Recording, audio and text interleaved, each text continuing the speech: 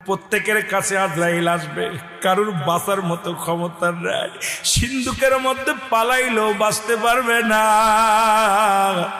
এরে গাছতলা বসে থাকলেও বাঁচতে পারবে না, 10 তলায় থাকলে বাঁচতে পারবি না।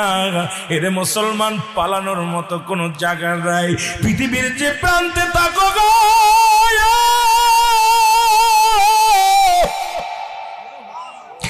আজরাইল তোমার খুঁজে বাইর করবে, শুধু হুকুমতে দেরি।